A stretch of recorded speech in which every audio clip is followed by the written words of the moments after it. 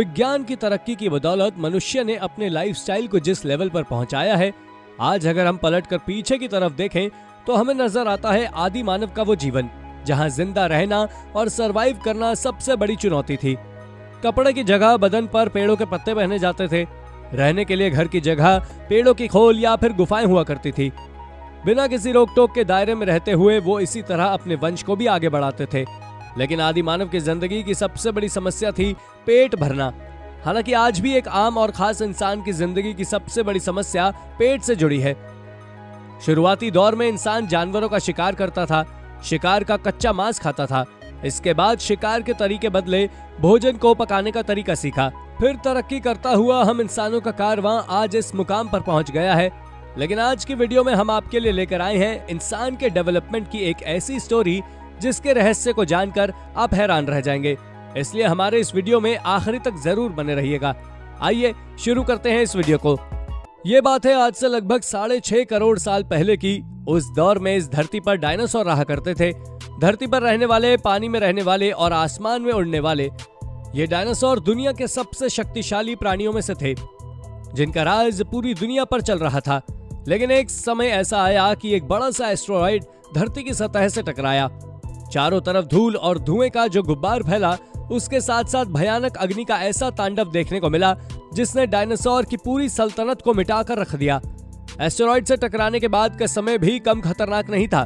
उनकी वजह से सूर्य की रोशनी धरती तक पहुंचना मुश्किल हो गई थी। धरती का टेम्परेचर बहुत कम हो गया था। बचे कुचे डायनासोर इस सिचुएशन में सरवाइव नहीं कर पाए। उनके लिए खाने के लिए कुछ नहीं था। इस बड़े डिजास्टर में पृथ्वी की ऊपरी सतह पर मौजूद लगभग हर चीज नष्ट हो गई। केवल धरती के नीचे रहने वाले मैमल्स जिंदा बचे थे और कुछ दूसरे जीव जंतु जिंदा बचे थे। मैमल्स जिन्हें हम स्तनधारी जीव कहते हैं, और हम इंसान भी स्तनधारी जीव ही हैं। उस समय के मैमल्स चूहों की तरह नजर आते थे, लेकिन ये चूहे नहीं थे, बल्कि इनके भीतर नेचर जबरदस्त डेवलपमेंट करती जा रही थी। धीरे धीरे इनका आकार बढ़ रहा था। रीढ़ की हड्डी सीधी हो रही थी और दिमाग का आकार भी बढ़ता जा रहा था। आगे चलकर इनका साइज और बड़ा हुआ। इनके खान पान की आदतें भी बदलने लगी। जहां ये पहले ये शाकाहारी हुआ करते थे, बाद में ये शिकार करके मांसाहार भी करने लगे। आगे चलकर यही मैमल्स और भी विकसित होते चले गए। धीरे धीरे इनके शरीर में इतना विकास होने लगा कि ये 4 पैरों की बजाय 2 पैरों पर ही खड़े होकर चलना शुरू कर चुके थे। इनके सर का ऊपरी हिस्सा भी बड़ा होने लगा था। और यही वो समय था जिस समय तक पृथ्वी एस्टेरॉयड की टक्कर से उबरकर अपने उस स्वरूप में आ चुकी थी जैसा कि उसे हम आज देखते हैं, यानी हरियाली की चादर ओढ़े हुए। अब तक प्रकृति अपने जीव जंतुओं से समृद्ध हो चुकी थी, लेकिन एक प्रजाति की कमी थी, उस जीव को जिसे हमारा पूर्वज बनना था। आगे चलकर ये स्पीशीज अफ्रीका में डेवलप होने लगी। ये बंदरों की एक ऐसी प्रजाति थी जिन्हें पिरोलापिथिकस कहा जाता था। यही आगे चलकर हम इंसानों में विकसित हुए। इन्हें पिरोला भी कहा जाता है। ये ज्यादातर पेड़ों पर रहा करते थे, लेकिन इनका वजन ज्यादा होता था।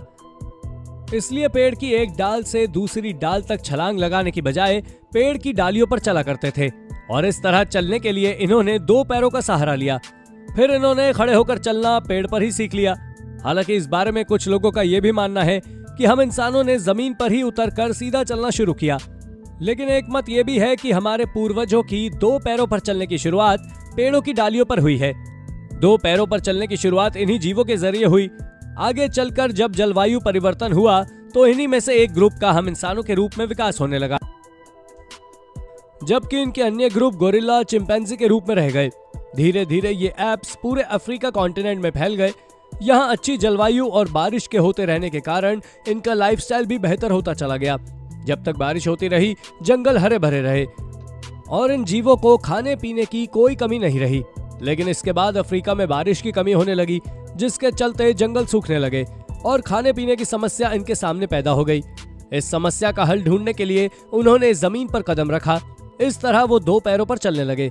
इंसान की इस अवस्था को ऑर्थोपैथिक सिरेमिडिस कहा जाता है। तो दोस्तों, इन्हीं का वो पहला कदम था जो पेड़ों से उतरकर जमीन पर पड़ा था। आगे चलकर हम इंसानों के तौर पर यही कदम चांद पर भी रखा गया। वास्तव में यही वो आदि मानव थे जिन्होंने सभ्यता का निर्माण किया। लेकिन अभी भी इनके हाथों की लंबाई आज की अपेक्षा ज्यादा थी, क्योंकि पेड़ों पर लटकते रहने और झूलने के कारण इनके हाथ लंबे हुआ करते थे। हाथ पैरों के बराबर लंबे हुआ करते थे और सिर का आकार छोटा था। आने वाले कुछ हजार सालों तक इनकी बॉडी का यही स्ट्रक्चर धीरे धीरे डेवलप होता रहा। इस दौरान ये पृथ्वी पर खड़े होकर चलने में ज्यादा अभ्यस्त हो गए। देखने की क्षमता इनकी बढ़ गई। शिकार को ये दूर से ही देख लिया करते थे और रहने के लिए इनको गुफाओं को चुन लिया था। आदि मानव के शुरुआती समय में इनका जीवन जितना कठिन था उतना ही खुला हुआ भी था। अक्सर ये लोग गुफाओं में या पेड़ की खोखली जगहों पर रहा करते थे। शिकार करके उसका कच्चा मांस खाया करते थे। इनका मुख्य काम दिन भर भोजन की तलाश करना और फिर अपना पेट भरना हुआ करता था। शिकार को भी ये लोग कच्चा और नोच नोच कर उसी तरह से खाया करते थे जिस तरह आज के जानवर खाते हैं। जीवन में सभ्यता और सामाजिकता जैसी कोई चीज उस समय पैदा नहीं हुई थी। आदि मानव की जब जहां इच्छा होती थी सबके सामने ही संभोग करने लगते थे। हाँ, इतना जरूर है कि ये समूह में रहना पसंद करते थे। शिकार भी ये लोग पत्थर और लकड़ी जैसी चीजों के सहारे किया करते थे, क्योंकि किसी तरह का कोई और साधन इनके पास उपलब्ध नहीं था। आग का आविष्कार नहीं हुआ था और ना ही नुकीले और धारदार हथियारों का इस्तेमाल ये लोग जानते थे। ज्यादातर कपड़ों के तौर पर केवल पेड़ की पत्तियों का इस्तेमाल किया जाता था। धीरे धीरे इनके शारीरिक ढांचे में परिवर्तन होता गया। दिमाग का आकार बढ़ता चला गया, चेहरे का भी डिजाइन बदलता चला गया। इसी के अकॉर्डिंग इनकी बुद्धि और सोचने समझने की क्षमता भी बढ़ती चली गई। अब ये चीजों का ऑब्जर्व करना सीख गए थे। अपने ऑब्जर्वेशन से कंक्लूजन निकालकर उसको पॉजिटिवली यूज करना सीख रहे थे। इसी प्रोसेस में उन्होंने ये महसूस किया कि पत्थर को पत्थरों से मारने पर वो धीरे धीरे नुकीला हो जाता है और नुकीला पत्थर अच्छा काम करता है। इस समय इन आदि मानवों को होमो हैबिलिस कहा गया। लेकिन वक्त के बदलने के साथ साथ इंसान की बुद्धि और कौशल का भी विकास होता चला गया। आगे चलकर ये लोग मरे हुए जानवरों की खाल को कपड़ों की तरह इस्तेमाल करने लगे। पत्थर को पत्थर पर मारकर हथियार बनाते हुए कभी जो चिंगारी निकलती थी तो अब ये उस पर गौर करने लगे और अपनी जरूरत के हिसाब से पत्थर को पत्थर पर मारकर आग जलाना सीख रहे थे। इस दौर के आदि मानवों को होमो इरेक्टस कहा गया। मानव इतिहास में ये एक क्रांतिकारी खोज थी। आग की खोज के बाद ये भोजन को पकाकर खाना सीख गए थे। धीरे धीरे ये आग के दूसरे उपयोग भी करने लगे, जैसे सर्दी से बचने के लिए आग का इस्तेमाल करते थे।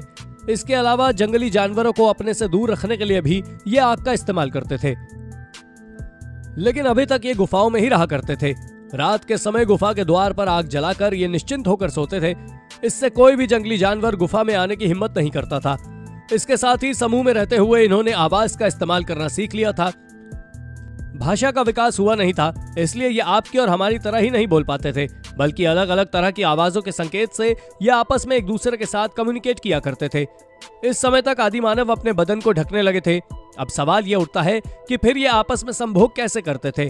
तो जब तक सभ्यता का विकास नहीं हुआ था तब तक तो ये खुले में ही इंटरकोर्स कर लिया करते थे। जब मन किया, जिसके साथ मन किया, संभोग कर लिया करते थे। लेकिन जैसे जैसे सभ्यता का विकास शुरू होता गया, आदि मानव ने खेती करना शुरू कर दिया और छोटे छोटे समूहों में रहना शुरू कर दिया। आपस में समूहों में रहने के कारण परिवार, समाज जैसी इकाइयां विकसित होने लगी और ये वो दौर था जहां से आज की इस सभ्यता की शुरुआत हुई। तो दोस्तों, उम्मीद करते हैं कि ये वीडियो आपको रोचक और ज्ञानवर्धक लगा होगा। आपकी राय का हमारी टीम बेसब्री से इंतजार करती है। फिर मिलेंगे एक नए वीडियो में। तब तक के लिए जय हिंद, जय भारत, वंदे मातरम।